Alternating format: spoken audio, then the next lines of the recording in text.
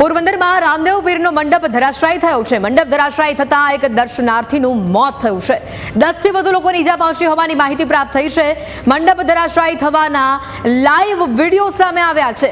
Chowpatty ground ઉપર તૈયાર કરાયેલું આ મંડપ ધરાશાયી થયું છે।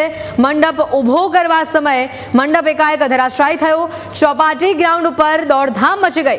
ઈજાગ્રસ્ત પોરબંદરના ભાવસિંહજી હોસ્પિટલ તમામને ખસેડવામાં આવ્યા છે। પોરબંદરની ભાવસિંહજી હોસ્પિટલમાં હાલ તમામ ઈજાગ્રસ્તો સારવાર લઈ રહ્યા છે। આ તસવીરો સામે આવી રહી છે। આ મંડપને ઊભો કરવાનો હતો, પરંતુ અચાનક જ આ જે મંડપ છે તે ધરાશાયી થયો, તેના આ ફૂટેજ સામે આવ્યા છે। વધુ માહિતી મેળવીશું। ફોન લાઈન ઉપર સંવાદદાતા સિદ્ધાર્થ અહીંયા જોડાયા છે। સિદ્ધાર્થ, જે રીતે આ દ્રશ્યો સામે આવી રહ્યા છે, પહેલા મંડપ ઊભો કરવાની જે કામગીરી કરવામાં આવી હતી ને અચાનક જ તે ધરાશાયી થઈ ગયો, એક દર્શનાર્થીનું મોત થયું છે। કયા કારણોસર આ મંડપ ધરાશાયી થયો હતો તેને લઈને કોઈ માહિતી?